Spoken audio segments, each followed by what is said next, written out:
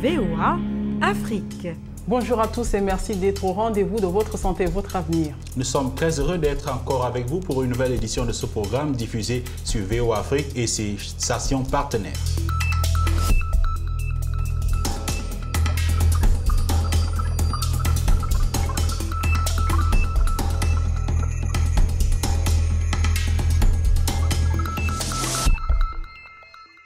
Dans cette édition de Votre santé, votre avenir, nous allons nous pencher sur le problème des insomnies et essayer de comprendre leurs causes et leurs solutions. On parle d'insomnie soit lorsque l'on a une difficulté à s'endormir à l'heure du coucher, soit lorsque l'on fait des réveils nocturnes fréquents ou prolongés, soit enfin lorsque l'on se réveille prématurément le matin avec une incapacité à trouver le sommeil. Et prendre plus de 30 minutes pour s'endormir ou passer plus de 30 minutes éveillé au milieu de la nuit avec une durée de sommeil inférieure à 6h30 minutes par nuit représente effectivement un problème d'insomnie. Mais ce n'est pas le cas lorsque vous dormez 6 ou 7 heures par nuit et que vous vous sentez reposé le jour suivant. Dans cette édition, nous donnerons la parole à des spécialistes qui aborderont de long en large les types d'insomnie les plus fréquents, les causes et les conséquences, et nous parlerons surtout du traitement. Mais avant cela, voyons ce que nos téléspectateurs savent de l'insomnie. Insomnie, bon, c'est le manque de sommeil. Hein. Généralement, c'est quand on n'a pas le sommeil, soit des difficultés de dormir. Voilà ce que je peux dire par rapport à l'insomnie. L'insomnie, pour moi, c'est juste un manque de sommeil. Lorsqu'on ne sait pas dormir la nuit, je crois que c'est tout. Je crois que c'est ça. Bon, l'insomnie pour moi, c'est le fait, pendant la nuit, lorsqu'il faut se reposer, parce qu'il est demandé à la personne de dormir au minimum 8 heures, et pendant les 8 heures la nuit, et que le sommeil n'arrive pas. C'est ça qu'on appelle l'insomnie. L'insomnie, un problème que pratiquement tout le monde connaît. Tout à fait, Rosine. Et il faut reconnaître que chez certaines personnes, ce problème va être plus accentué que chez d'autres. Et oui, et certains signes nous alertent effectivement de la présence de l'insomnie dans notre vie. Dans son témoignage, Christine Kibouyi nous apprend davantage sur sa vie d'insomniaque.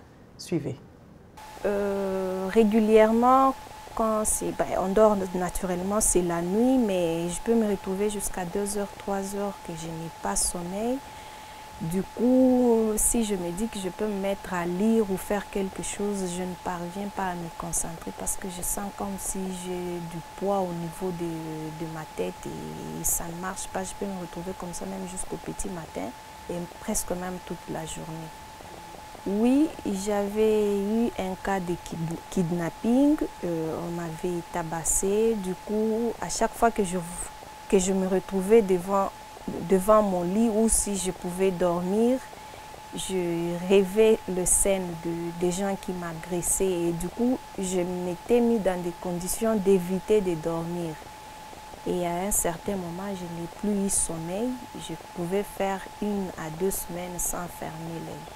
Après avoir consulté un psychologue, il y a des conseils qu'on m'avait donnés, c'est-à-dire accepter ce qui s'est passé dans ma vie. Donc accepter et vivre avec, m'efforcer de dormir et puis je suivais le traitement. À un certain moment, on m'a même recommandé de prendre le diazépam, mais ça ne marche pas. Mais il y a eu une perturbation. Parce qu'au lieu de dormir la nuit, ça m'arrive des fois de faire toute une nuit sans dormir et dormir la journée, mais pendant peut-être 3-4 heures du temps. Aussi, on m'a recommandé surtout de prendre de l'air frais.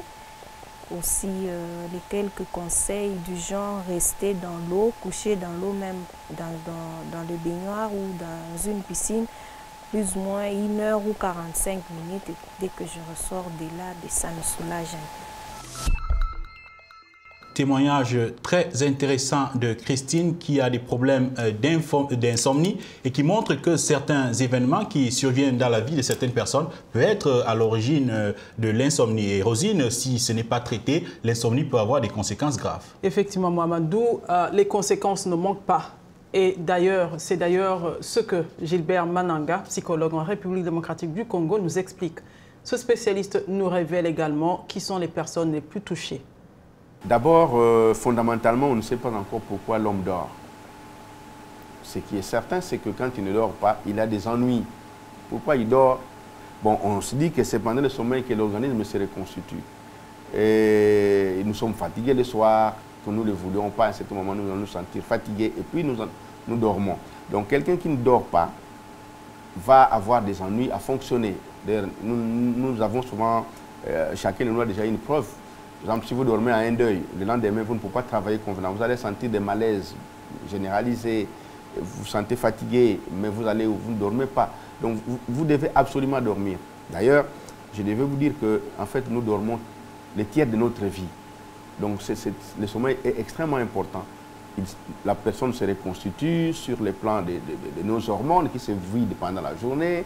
Les souvenirs se fixent pendant le sommeil. Donc, si vous n'avez pas dormi, vous allez avoir des problèmes. Maintenant, qui sont les plus touchés? Ça dépend. Parce que il y a, par exemple, là, je peux directement passer aux causes des insomnies. On peut avoir des causes psychologiques. Quelqu'un qui est anxieux, par exemple, quelqu'un qui est stressé, il ne va pas dormir. C'est clair, quand on vous dit, par exemple, demain matin, à 6 h du matin, on va venir vous arrêter, vous n'allez pas dormir. Vous allez être stressé, vous allez sécréter des hormones de stress, entre autres les catécholamines, qui ont comme vocation d'éveiller la personne. Donc, vous n'allez pas dormir. C'était donc les explications de Gilbert Mananga, qui est psychologue en République démocratique du Congo. Eh bien, Mamadou, l'insomnie existe sous différentes phases. Et ce qui est rassurant, c'est que l'insomnie se soigne. Oui, effectivement, selon le docteur Jérôme Kembouli, elle se soigne puisqu'elle est la conséquence d'une situation ou d'un événement qui survient dans la vie de la victime. Plus de détails avec ce spécialiste de la santé. L'insomnie commence toujours par une asthénie mentale. L'asthénie, c'est le terme technique, c'est comme une fatigue mentale. Une fatigue mentale, quelqu'un qui va au lit, apparemment fatigué d'esprit, et puis le sommeil ne vient pas. Il ne fait que penser à ce qui lui fait manquer le sommeil. En réalité, c'est cela. Donc, si c'est une culpabilité, elle commence à réfléchir au sujet de quoi, pourquoi il y a eu ceci, pourquoi j'ai fait cela, ce qui a fait que je sois à tel état, et puis ces pensées-là font que le sommeil ne vienne pas. L'insomnie a beaucoup de causes. En réalité, l'insomnie n'est pas une maladie au sens propre. L'insomnie, c'est vraiment pas une maladie au sens caractérisé. Mais c'est une manifestation de maladie psychosomatique. Donc, aussitôt que la cause est soignée, l'insomnie va disparaître. Ce n'est pas la peine de donner à quelqu'un un somnifère pour qu'il dorme, alors que la cause qui a fait que lui ne dorme pas n'est pas causée, n'est pas soignée. Non. Aussitôt que les effets des somnifères que vous lui avez donnés auront fini, il va rétablir son état d'insomnie. Prochainement, il ne va pas toujours dormir. Donc, on ne restera pas à vie, on n'en fait que des insomnies. Non. Sinon, on n'a pas consulté pour que vous connaissiez la cause qui n'est pas soignée. Alors l'insomnie peut être répétitive.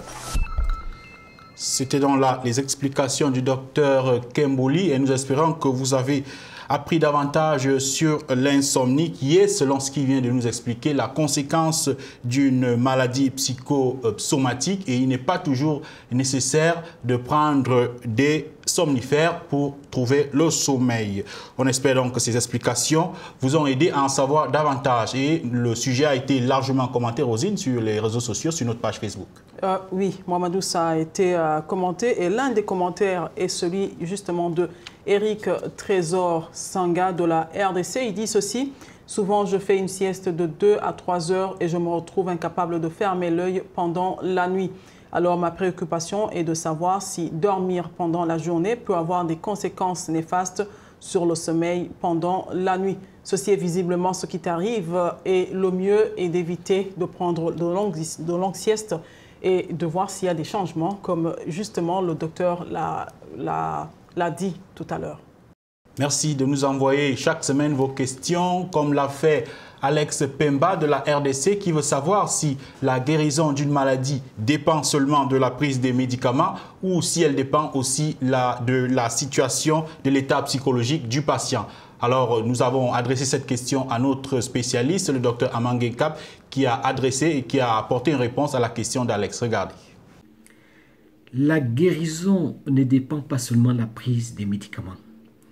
Les prédispositions psychologiques de la personne à se sentir guéri, à souhaiter être guéri, a une importance capitale dans le processus de guérison. Ceci a d'ailleurs été démontré par des études pharmacologiques appelées effets placebo. En donnant à des personnes une substance dépourvue de pouvoir pharmacologique, on s'est rendu compte que certaines personnes, du moins 40%, guérissaient autant que ceux qui avaient pris des médicaments et parfois même mieux que ceux qui avaient pris des médicaments avec le pouvoir pharmacologique. C'est-à-dire que la guérison dépend certes de la prise de médicaments, mais dépend également des prédispositions psychologiques auxquelles va être soumise la personne. Et d'ailleurs, les personnes guérissent d'autant mieux qu'elles ont confiance à leur médecin, que la relation médecin-malade est de bonne qualité, d'autant mieux que ces personnes ont confiance à leur traitement, d'autant mieux que cette personne souhaite être guérie, d'autant mieux que ces personnes ont confiance à une guérison future. Voilà ce que je pourrais répondre à cette question. Et c'est la fin de cette édition de Votre Santé, Votre Avenir, une édition qui a été consacrée aux insomnies.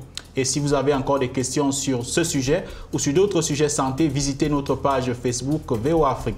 Vous pouvez aussi nous envoyer vos questions sur le numéro WhatsApp 001 240 466 88 62. Et pour plus d'informations, visitez notre site web voaafrique.com. Merci de nous avoir regardés. Au revoir. À la prochaine.